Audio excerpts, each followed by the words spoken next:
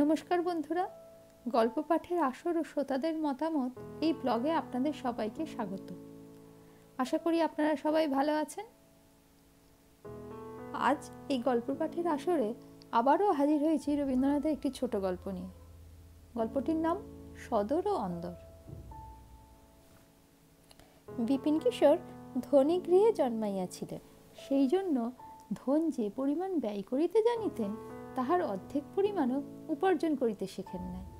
সুতরাং যে গৃহে জন্ম সেই গৃহে দীর্ঘকাল বাস করা ঘটিল না।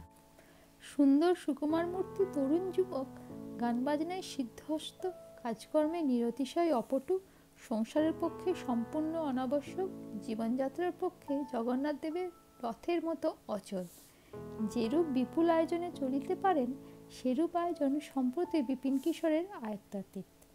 সৌভাগ্যক্রমে রাজা চিত্তরঞ্জন কোর্ট অফ আর্টস হইতে বিষয়প্রাপ্ত হইয়া শখে থিয়েটার পাতিবার চেষ্টা করিতেছেন এবং বিপিন কিশোরের সুন্দর চেহারা ও গান গাইবার ও গান তৈরির ক্ষমতায় মুগ্ধ হইয়া তাহাকে সাদরে নিজের অনুচর শ্রেণীতে ভুক্ত করিয়া লইয়াছেন। রাজা বিএ পাস, তাহার কোনো প্রকার উচ্ছৃঙ্খলতা ছিল না। বড় মানুষের ছেলে হইয়াও নিয়মিত সময়ে এমনকি নির্দিষ্ট স্থানে শয়ন ভোজন করিতেন। বিপিন কিশোরকে হঠাৎ তাহার নেশার মতো লাগিয়া গেল। তাহার গান শুনিতে ও তাহার রচিত গীতিনাট্য আলোচনা করিতে করিতে ভাত ঠান্ডা হইতে থাকে, রাত বাড়িয়া যায়। দেয়ানজি বলিতে লাগিলেন, তাহার সংযত স্বভাব মনিবের চরিত্র দোষের মধ্যে কেবল ওই বিপিন কিশোরের প্রতি অতিশয় আসক্তি। রানী বসন্ত কুমারী স্বামীকে তর্জন করিয়া বলিলেন, কোথাকার এক লক্ষ্মী ছাড়া বানর আনিয়া শরীর মাটি করিবার উপক্রম করিয়াছ, ওটাকে দূর করিতে পারিলেই আমার হাড়ে বাতাস লাগে।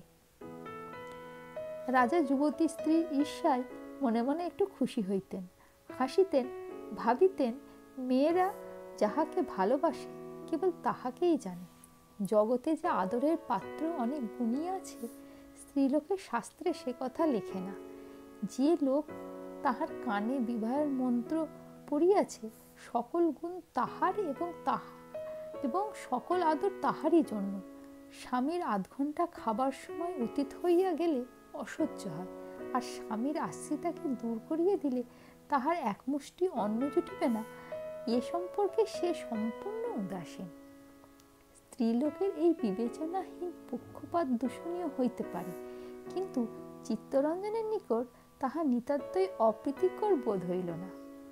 এই জন্য তিনি যখন তখন বেশি মাত্রায় বিপিনের গুণগান করিয়া স্ত্রীকে খেপাইতেন ও বিশেষ আমোদ বোধ করিতেন। এই রাজকীয় খেলা বেচারা বিপিনের পক্ষে সুবিধাজনক হয় না। অন্তঃপুরের বিমুখতায় তাহার আহার আদির ব্যবস্থায় পদে পদে কণ্টক করিতে লাগিল। ধনী গৃহের ভিত্ত আশ্রিত ভদ্রলোকের প্রতি স্বভাবতই প্রতিকূল। তাহারা রানীর আক্রোশে সাহস পাইয়া ভিতরে ভিতরে বিপিনকে অনেক প্রকার উপেক্ষা দেখাইত। রানী একদিন পুটেকে ভৎসনা করিয়া কহিলেন, তোকে যে কোনো কাজেই পাওয়া যায় না, সমস্ত দিন করিস কি? সে কহিল, রাজার আদেশে বিপিনবাবুর সেবাতেই তাহার দিন কাটিয়া যায়। রানী কহিলেন, ইস, বিপিনবাবু যে ভারী নবাব দেখিতেছে। পরের দিন হইতে পুটে বিপিনের উচ্ছিষ্ট ফেলিয়া রাখিত। অনেক সময় তাহার অন্ন ঢাকিয়া রাখিত না। অনভ্যস্ত হস্তে বিপিন নিজের অন্নের থালি নিজে মাজিতে লাগিল, মাঝে মাঝে উপবাস দিল। কিন্তু ইহা লইয়া রাজার নিকট নালিশ ফরিয়াদ করা তার স্বভাব বিরুদ্ধ। কোনো চাকরের সহিত কলহ করিয়া সে আত্ম অবমাননা করে নাই। এইরূপে বিপিনের ভাগ্যে সদর হইতে আদর বাড়িতে লাগিল, অন্দর হইতে অবজ্ঞার সীমা রহিল না। এদিকে সুবদ্ধহরণ গীতিনাট্য রিহার্সাল শেষে প্রস্তুত। রাজবাড়ির অঙ্গনে তাহার অভিনয় হইল। রাজা স্বয়ং সাজিলেন কৃষ্ণ, বিপিন সাজিলেন অর্জুন। আহা, অর্জুনের যেমন কণ্ঠ তেমন রূপ। দর্শকগণ ধন্য ধন্য করিতে লাগিল। রাত্রে রাজা আসিয়া বসন্ত কুমারীকে জিজ্ঞাসা করিলেন, কেমন অভিনয় দেখিলে? রানী কহিলেন, বিপিন তো বেশ অর্জুন সাজিয়াছিল, বড় ঘরের ছেলের মতো তাহার চেহারা বটে, এবং গলার সুরটিও তো দিব্য।